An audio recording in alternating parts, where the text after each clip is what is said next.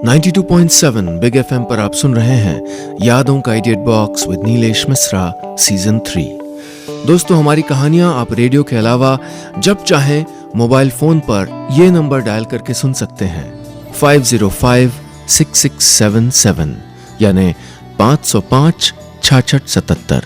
दोस्तों, जो कहानियां मैं आपको सुनाता हूं वो लिखी होती हैं मेरी मंडली ने। जी हाँ, मुंबई, दिल्ली और भारत के कई शहरों में एक राइटर्स की मंडली है जिनको मैं ट्रेन करता हूं। दोस्तों, मैं आपको सुनाने जा रहा हूं ऋत्विक श्रीधर जोशी की लिखी कहानी वो अतरंगी लड़की। साल का वो महीना आ गया है जिससे वासु को सबसे ज्यादा चिढ़ है। पिछले 2 सालों से 23 साल के वासु का कुछ हो नहीं पा रहा है। जहां किताबों से सूखे टूटते गुलाब निकाले जा रहे थे, खरगोश और नन्हे भालू किसी के कान में तो किसी की चाबियों के गुच्छे पे, किसी के बस्ते की चेन पे टंगे हुए थे, वहीं वैलेंटाइन के इस मौसम में वासु के मामले में प्रेम के देवी देवता काम अधूरा छोड़ गए लगता है। अब गुलाबी ग्रीटिंग कार्ड्स में छपे दिल में फंसा हुआ वो तीर कहीं लगे तब तो वासु की नैया किनारे लगे।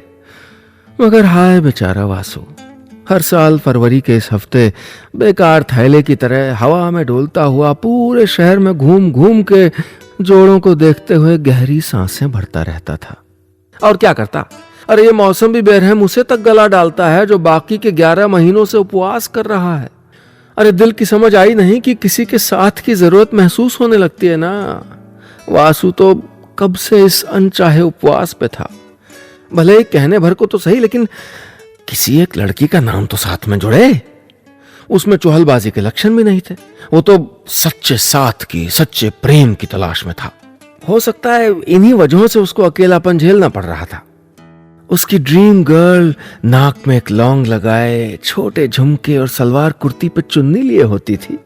उसको तो वो बाकी साल तो अनदेखा कर लेता, लेकिन इस महीने ऐसा कर पाना मुमकिन नहीं था उसके लिए। इन दिनों में वासु शहर के एक तालाब किनारे वाले पार्क में गहरी सांसें भरने चल दिया। पहुंच के हर नजारा उसको 60 से 70 की दशक वाली मायूस फिल्मों में ले जा रहा था। कोई हाथ पकड़े बैठा था, कोई कंधे पे सर टिकाए बैठा था, कहीं कहीं तो नजारे देखे भी नहीं जा रहे थे। हवा उन सभी युगलों के लिए मंद थी और धूप मीठी, लेकिन वासु को फिर भी थोड़ा उमस लग रही थी। तभी उसकी नजरें कहीं जा भिड़ी। तालाब के किनारे वाले पार्क के कोने में मूंगफली के खोमचे पे अंगीठी की ओट से उसको कोई देख रहा था। ये कोई उस पे बड़ी देर से नजर टिकाए खड़ा था। वासु की धड़कनों ने रफ्तार पकड़ ली। हे भगवान, मेरा भी नंबर लग गया क्या? आज मुझे भी कोई देख रहा है। वासु धीरे से उठा और विपरीत दिशा में बढ़ने लगा, ये परखने के लिए कि कहीं उसका कमजोर वहम तो नहीं है। कुल 5 कदम बढ़ के अचानक पलटा तो पाया कि मूंगफली के खोमचे की जगह गुलमोहर के पेड़ ने ले ली थी जो खोमचे के आगे था। वासु के चेहरे पे मुस्कुराहट ने जगह घेर ली। वासु की अनदेखी ड्रीम गर्ल शायद उसको ढूंढते हुए आ गई थी। वो बड़ी होशियारी की मुस्कान के साथ लहरा के चलने लगा। उसने कदम तेज किए और खुद को सड़क पे पहुंचाया। बीच बीच में पलट के कंफर्म भी कर लेता कि पीछा किया जा रहा है कि नहीं। अभी तक वासु सिर्फ आकृति देख के ही खुश था, बारीकी अभी नहीं मिली थी। लड़की वासु का पीछा कर ही रही थी कि तभी सड़क के अगले तीखे मोड़ पे वासु नदारद हो गया। लड़की बस खड़ी की खड़ी रह गई। उसकी नजरें वासु के निशान को चौराहे के हर मोड़ पे ढूंढ रही थी, मगर उसको कुछ न मिला। निराश सी अपने रास्ते जाने के लिए घूमी थी कि वासु कहीं से सामने आ धमका। 92.7 बिग एफएम पर आप सुन रहे हैं यादों का idiot box with Nilesh Mishra season 3। दोस्तों, रेडियो के अलावा आप हमारी कहानियां जब चाहे मोबाइल पर ये नंबर डायल करके सुन सकते हैं 505-6677 505-6677। दोस्तों, आज मैं आपको सुना रहा हूं अपनी मंडली के सदस्य ऋत्विक श्रीधर जोशी की लिखी कहानी वो अतरंगी सी लड़की। आज की कहानी में अब तक आपने सुना मायूस वासु पिछले 2 सालों से अकेलेपन से परेशान है। वो तालाब किनारे एक पार्क में हर वैलेंटाइन डे पे दूसरे जोड़ों को देख के मायूसी में चला जाता है, लेकिन इस बार उसने किसी को खुद को देखते हुए देखा। वासु की धड़कन तेज हो गई। ये एक लड़की ही है जो वासु का पीछा करते हुए सड़क तक चली आती है। वासु अचानक गायब हो जाता है और जैसे ही वो मुड़ती है वासु उसके सामने आ जाता है। अब आगे। वासु को लड़की का चेहरा अब दिखा। 20-22 साल की उम्र, गाल के नीचे गर्दन तक छोटे बाल, बस इतने हैं जो लड़की होने का आभास दे दें। चेहरे पे मासूमियत भरपूर मगर नजाकत बिल्कुल गायब। एक बड़ी झूलती हुई चौखाने डिजाइन से भरी शर्ट, पैजामे जैसी काली पतलून और पैरों में हवाई चप्पलें। अजब अतरंगी सी लड़की थी जिसने खुद को लड़के के कपड़ों में जैसे छिपा रखा था। वासु को उसमें कुछ पसंद आया या नहीं ये बता पाना अभी वासु के लिए भी मुश्किल हो रहा था, मगर जिज्ञासा भी अपनी जगह दुरुस्त थी। कौन हो? क्या कर रही हो? तुम कौन हो? लड़की ने अचकचाते हुए उल्टा सवाल कर दिया। अरे पहले मैंने पूछा है, वासु ने कड़क होकर कहा। तो कोई जरूरी है कि फिर मैं नहीं पूछ सकती? लेकिन उस अतरंगी लड़की में घबराहट ही थी। नाटक मत करो, बताओ मुझे फॉलो क्यों कर रही थी? वाह जी वाह, बड़े शाहरुख खान है, फॉलो क्यों कर रही थी? लड़की ने झूठी हिम्मत बटोर के खुद को संभाला। नाम क्या है? वासु थोड़ा नरम पड़ा। क्यों? बोलो जिसको बोलना है, मैं नहीं डरती। मेरा नाम वासु है। लड़की की छोटी छोटी सी आंखें वासु के कंधे पे ठहर गईं। अब वो वासु से नजरें नहीं मिला सकती थी। वासु समझ गया था कि अब पहली बार वो इत्तेफाक हुआ है जिसका वासु न जाने कब से इंतजार कर रहा था, पर वैसे नहीं जैसे उसने सोचा था, जैसे सपनों में देखा था। यहां चुन्नी, दुपट्टा, झुमका, नथनी कुछ भी नहीं था, लेकिन सिचुएशन वही थी। खैर, वासु असमंजस में था। लड़की शायद उसका ध्यान खींचना चाहती थी, ये नहीं बता सकते कि कब से, मगर आज उसकी कोशिश सफल हो गई थी। वासु का ध्यान उसी पर टिक गया था। उसने नाम पूछा था, उसने नाम बता दिया। सोनल कह के उसने दौड़ लगा दी। वासु उसके पीछे दौड़ा, पर जैसे ही पुकारने के लिए मुंह गला सब तैयार किया कि सोनल ने एक गली से टिकी हुई जेंट साइकिल खींच ली और उस पर कैंची करते हुए सर से ओझल हो गई। ये नजारा कुछ ऐसा था जो हर किसी को रोज नहीं नसीब होता। वासु बड़ी अजीब सी कश्मकश में उलझ गया। ये क्या था? अरे लड़की जैसी मगर लड़की मानने को दिल दिमाग आपस में कंफ्यूज। वासु खुश हो या वापस पहले जैसा हो जाए उसकी समझ में नहीं आया। खैर, डूबते को तिनके का सहारा ही सही। लड़की चाहे जैसी भी थी, पर अब वासु की नजरों पे हावी थी। उसका बड़े साधारण ढंग से वासु को देखना, सामने आ जाने पे घबराहट में नाराजगी दिखाना और जरा सी नरमियत से तुरंत अपना नाम बता के भाग जाना बड़ा ही गुदगुदी पैदा करने वाला एहसास था। बस वो जेंट साइकिल पर कैंची और उसके अटपटे कपड़े वाली बात गले नहीं उतर रही थी। मगर वासु पे फिलहाल ये बातें हावी नहीं हुई, बल्कि सोनल तो उसमें एक अजीब सी बेचैनी पैदा कर गई थी। 92.7 बिग एफएम पर आप सुन रहे हैं यादों का edit box with Nilesh Mishra season 3। दोस्तों, रेडियो के अलावा आप हमारी कहानियां जब चाहे मोबाइल पर ये नंबर डायल करके सुन सकते हैं 505 6677 505 6677। दोस्तों, आज मैं आपको सुना रहा हूं अपनी मंडली के सदस्य ऋत्विक श्रीधर जोशी की लिखी कहानी वो अतरंगी सी लड़की। आज की कहानी में अब तक आपने सुना, कई बसंत मायूसी में काटने वाले वासु को कोई मिल ही जाता है, वो जो उसको बड़ी देर से कोने से देख रहा था। ये एक अजीब सी अतरंगी लड़की है जिसने लड़कों वाले कपड़े पहने हैं। वासु उसको देख के असमंजस में तो पड़ता ही है, लेकिन लड़की में कोई एक बात है जो वासु की दिलचस्पी जगा देती है। वासु के पूछने पर लड़की अपना नाम बता के अपनी जेंट साइकिल पे वहां से भाग जाती है। अब आगे। वासु को फिक्र हुई कि सोनल से वो अब दोबारा कैसे मिले। होगी तो यहीं कहीं आसपास की। अब वासु की किस्मत इतनी भी जोरदार नहीं कि कोई दूर दराज वाली उसको खोजते हुए पार्क आ जाए। वासु ने उसको ढूंढने का फैसला कर लिया। अपनी साइकिल निकाली और पहले वहीं तालाब के पार्क की ओर निकल गया। 2-3 घंटे कई किलोमीटर नाप लेने, कई कॉलोनियों की धूल फांक लेने के बाद भी उसका कहीं अता पता नहीं था। शाम हो गई। वासु जिस बेसब्री से उसको खोज रहा था, उसमें सोनल से आधा प्यार तो उसको वैसे ही हो गया था। वासु अब अपने नजरिए से उसमें खूबसूरती देख रहा था, इसलिए उसके ना मिलने पे मायूस सा घर आ गया था। हार के घर पे साइकिल रखी थी कि मां ने उसको पुकारा। ए वासु, दूध ले आया? नहीं, मैं भूल गया। तो जा जल्दी लेके आ। पहले से मायूस वासु को फिर साइकिल निकालनी पड़ी। पैडल पर उसके पैर तो जैसे अपना वजन छोड़ रहे थे। बस साइकिल से आगे तो आसपास के लोग पैदल निकले जा रहे थे। वासु को समय वगैरह की फिक्र कहां। वो अतरंगी लड़की वासु पे अपना जादू जो चला गई थी। 5 मिनट के रास्ते को 20 मिनट में तय करके वासु दूध की दुकान पे पहुंचा। मोटे काले फ्रेम के चश्मे में से छोटी छोटी आंखों से उसको ताकते दुकानदार ने भौएं मटका के उससे पूछा, क्या चाहिए? दूध भैंस का। कितना चाहिए? उसने पूछा। दे दीजिए 1 लीटर। दुकानदार भीतर चला गया। वासु अपने ख्यालों में था, सोनल की खोज में दिन भर का थका हारा मायूस सा। उसको होश भी नहीं था कि दुकानदार कब दूध की थैली लाया और कब उसके बचे हुए पैसे लौटा के वापस अपनी जगह जम गया। वासु शून्य में घूरता खड़ा हुआ था। तभी वो मधुर ध्वनि कानों में गूंजी जो उसके पीछे से आती सुनाई दी, यानी दुकान के बाहर से। बापू, कल से दाम बढ़ेगा थैली का।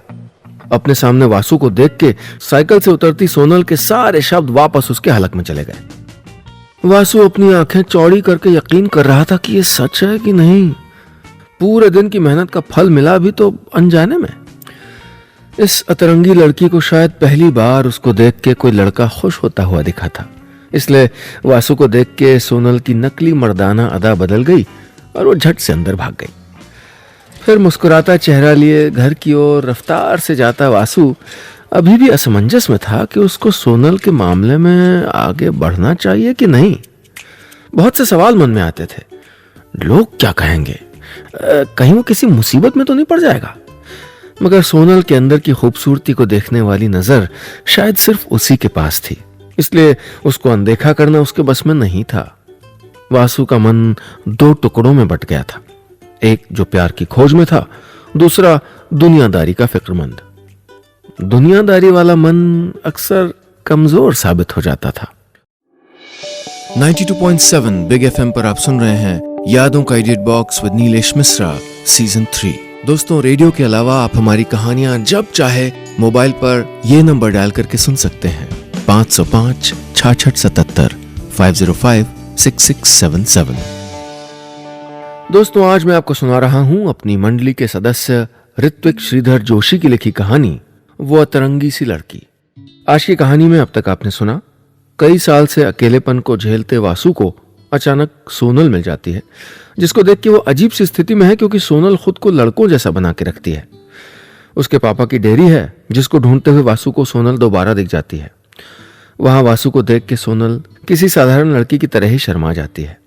वासु अब दुविधा में है, दुनिया क्या सोचेगी ये सोचे या अपने दिल की सुने। अब आगे वासु को अब उसका घर पता था, सो उससे दोबारा मिलना मुश्किल कहां रहा। अगले ही दिन से उसने अपनी निगाहें उसे एक मौके पे गड़ा दी जो उसको सोनल से पहली मुलाकात करवा दे। घर से कई बहानों का आविष्कार करके वासु सोनल की दुकान के आसपास बने रहने की कोशिशें करता। इस बात का डर तो रहना ही है कि कहीं उसके पिता ना देख लें, इसलिए दुकान से कुछ दूर एक मकान की दीवार से साइकिल लगा के छिपा देखता रहता। सोनल उसको कई बार दिखती मगर अकेली अब तक नहीं दिखी। वासु को कभी कभी सोनल के लिए अपनी ये बेताबी अजीब जरूर लगती, मगर इस बेताबी के आनंद को वो कैसे अनदेखा कर सकता था। इसका तो जैसे चस्का लग गया था उसको। करीब 4-5 चौकसियों के बाद आखिर वो दिन आ ही गया जब वासु को सोनल अपनी जेंट साइकिल पे दूध के खाली कंदाल लाद के कहीं अकेली जाती हुई दिखी। बस फिर क्या था, धीरे से उसके पीछे हो लिया। पीछा करने का यह दौर कुछ दूर तक चला, पर अचानक किसी मोड़ पे मुड़ते हुए सोनल ने वासु को अपने पीछे आते देख लिया। घबरा के उसने अपनी स्पीड बढ़ा ली। वासु को पता था कि पहले इत्तेफाक में तो यह होना ही है, सो उसने भी चक्कों पे दम लगाना शुरू कर दिया। पूरी सड़क पे जैसे दोनों रेस लगा रहे थे, आती जाती कारों ट्रैक्टरों को छकाते हुए। वासु रास्तों से अच्छी तरह परिचित था, इसलिए उसने ये रेस छोड़ के एक गली में साइकिल घुमा ली, जहां से अंदाजा लगाते, रफ्तार घटाते बढ़ाते चुपचाप उसका पीछा करके एक अनजान से रास्ते पे फिर से उसको रोक लिया। दोनों एक दूसरे के सामने हाँफ रहे थे। वासु तेज आवाज के साथ, सोनल मंद। थकान, उत्साह, खुशी, घबराहट सब एक साथ उनकी सांसों पे सवार थे। सोनल भले ही लड़कों की तरह दिखती थी, मगर अचानक यहां वासु को अपने सामने पाके उसकी प्रतिक्रिया वैसी ही थी जैसे किसी भी सुकुमारी की होगी। वो घबराने के साथ साथ शर्मा भी गई थी। उस दिन खाली नाम बता के भाग क्यों गई? वासु अब भी हाँफ रहा था। और क्या बताना था फिर? सोनल सांसों को निगलते हुए बोली। अरे कब मिलेंगे फिर से, कहाँ मिलेंगे ये सब? सोनल चुप ही रही, मंद मंद बेअदा मुस्कुराहट के साथ जो उसकी अपनी थी। आज वहीं पार्क में मिलोगी? वासु ने धीरे से पूछा। क्यों? बस ऐसे ही थोड़ी सी बातें करेंगे। सोनल की मुस्कुराहट ने उसका पूरा चेहरा घेर लिया और उसकी नजरें आ गईं उसकी साइकिल के नीचे की जमीन पे। 5:30 बजे कह के बिना उससे नजरें मिलाए वो अपनी साइकिल पे कैंची मार के वहां से चली गई। इस बार एक खास बात थी। उसने जाते हुए वासु को कई बार पलट के देखा। उसका कैंची मार के साइकिल चलाना अब वासु को अटपटा नहीं, प्यारा सा लगने लगा था। वासु जी बन ठन के पार्क में तालाब किनारे बेंच पे बैठे मूंगफली तोड़ रहे थे। आज आसपास के युगल उसको रिश्तेदारों जैसे लग रहे थे। सबसे हालचाल पूछे जा रहा था। हर 2 दाने खाने के बाद वो मेन गेट की ओर देखता। वो 5 बजे से ये किए जा रहा था। फिर कभी बाल संवारता और कभी अगल बगल सूंघ के महक जांचता। 92.7 बिग एफएम पर आप सुन रहे हैं यादों का edit box with Nilesh Mishra season 3। दोस्तों, रेडियो के अलावा आप हमारी कहानियां जब चाहे मोबाइल पर ये नंबर डायल करके सुन सकते हैं 505 6677 505 6677।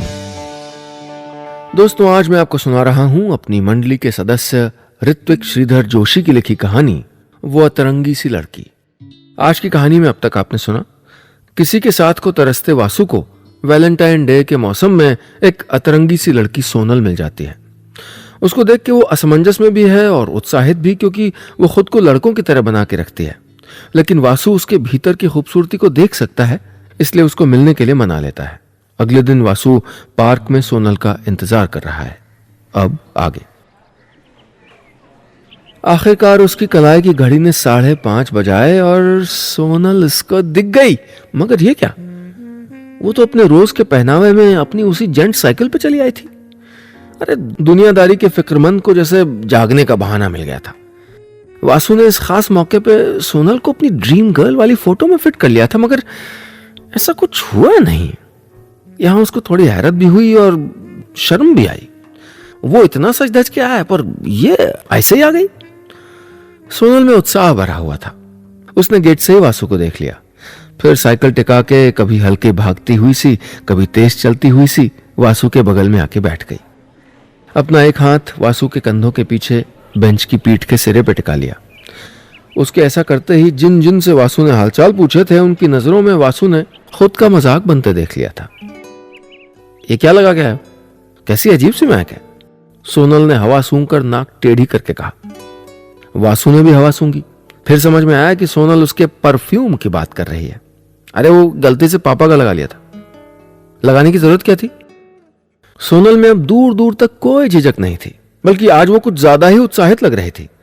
उसको ज्यादा वक्त नहीं लगा वासु से सहज होने में, जबकि वासु जितना सहज हो गया था उतना ही असहज महसूस कर रहा था। तुम हमेशा ये कपड़े पहनती हो? हाँ, सोनल मुस्कुराते हुए तपाक से बोली। वासु झेप झेप के मुस्कुरा रहा था, पर अब वो फंसा हुआ सा महसूस करने लगा था। उसके आसपास के लोग और अपने बीच में उसको खाई दिख रही थी। उसका चेहरा मुरझाने लगा था, जिसका पता सोनल को तुरंत चल गया। तुम्हें हंसी नहीं आई?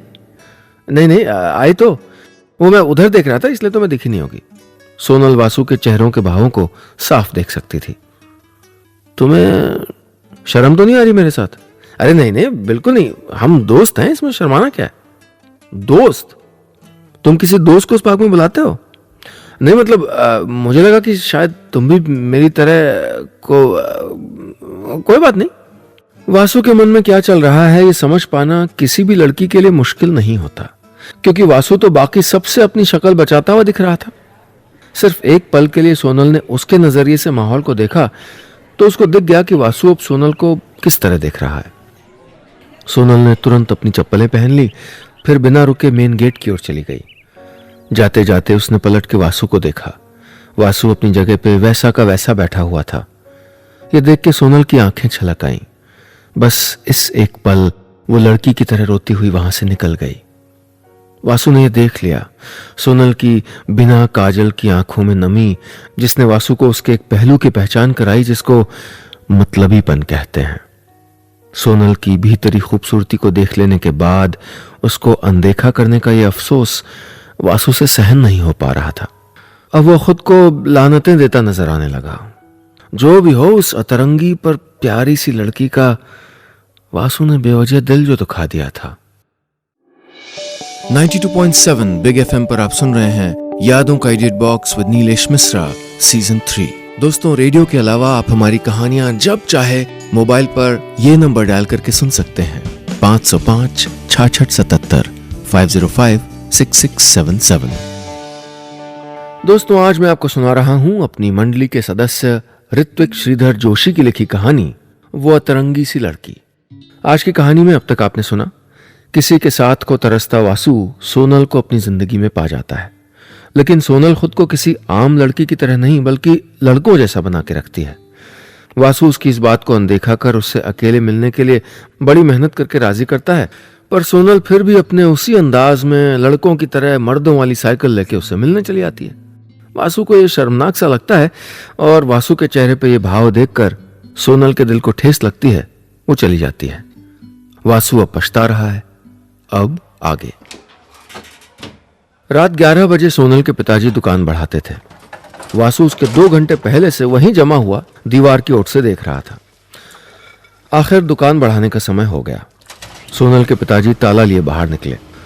उन्होंने निकल के शटर गिरा दिया और वासु को यह देख के मायूसी हुई कि सोनल वहां नहीं है। दुकान पे ताला लगा के एक मोपेड पे चढ़ के वो चले गए। वासु अब घर जाने की हिम्मत नहीं जुटा पा रहा था। उसको कभी सोनल की भीगी पलकें दिखती, कभी उसका वो चेहरा जब उसने उसको पहली बार मिलने के लिए राजी किया था।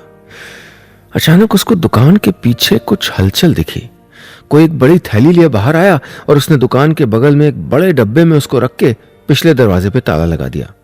फिर दुकान की दूसरी तरफ वाली दीवार से साइकिल खींची और कैंची करते हुए उस पर चढ़ने लगा। साइकिल पे एक कैंची जानी पहचानी थी। वासु 1 सेकंड में समझ गया कि ये सोनल ही थी। अब उसको यह मौका नहीं गंवाना था। उसने बिना किसी की परवाह किए आवाज लगा दी, सोनल। सोनल रुक गई। वासु ने बिना पल गंवाए उसके सामने पहुंच के उसके हैंडल पे हाथ रख दिया, पर इससे पहले वो कुछ कहता सोनल बोल पड़ी, घर पे खाली हम 2 लोग ही रहते हैं, मैं और मेरे पापा। मेरी मां नहीं है। कौन सिखाता कि लड़की बनना किसको कहते हैं? मैंने पापा को जी तोड़ मेहनत करते देखा है मेरे लिए। उनकी आंखों में खुद के लिए फिक्र देखी है। अब उनको नहीं पता कि लड़की को लड़की बना के कैसे रखा जाता है, तो उनकी क्या गलती है? मुझको मेरे पापा का हाथ बटाना था। दुकान पे तरह तरह के लोग आते हैं, कभी कभी बाहर के कामों के लिए भी जाना पड़ता है, लेकिन उनके पास मदद के लिए सिर्फ मैं ही हूं और कोई नहीं है। मुझे अगर कभी अपने लिए समय मिला भी तो दूसरे मुझको मौका नहीं देते थे। हमेशा तंज, हमेशा कपड़े पहनने के ढंग का मजाक, मेरे पापा का मजाक। इसलिए मैंने कहा कि मुझको दिखना ही नहीं लड़की वड़की जैसा कुछ। पर कल तुमने भी कुछ एहसास करवा दिया कि मेरी दुनिया वो नहीं है जहां तुम रहते हो। मेरा मन लड़की जैसा ही है वासु, मगर बाहर से कभी मैं लड़की नहीं दिखना चाहती थी। तुम्हें पता है तुम पहली बार मेरी दुकान पे कब आए थे? वासु याद करने लगा। 2 साल पहले। मैं तब से तुमको देखती आई हूं। हमेशा से अलग रहते थे, अकेले, मेरी तरह। पर गलती मेरी है। शायद तुम बाकी लड़कों की तरह ही हो जो मुझ पे हमेशा ताने कसते आए हैं। सोनल ने यह सब कहा जरूर, पर उसके कदम वहां की जमीन नहीं छोड़ रहे थे। वासु अब खुद में इतनी गहराई तक शर्मिंदगी महसूस कर रहा था कि माफी मांगने के लिए भी मुंह नहीं खुल रहा था। उसने अपने हाथ हैंडल से हटाए और 2 कदम बगल में हट के रास्ता छोड़ दिया। सोनल अब जा सकती थी, लेकिन वो अब सच्चे और पछतावे से भरे वासु को साफ देख सकती थी। वो कुछ कदम आगे बढ़ी, कुछ पल रुकी, फिर बोली, कल 5:30 बजे खाली हो? बांधनी का सूट पहन के आऊंगी, बिंदी लगाकर और चांदी की झुमकियां पहन के। बस इतनी सी थी ये कहानी।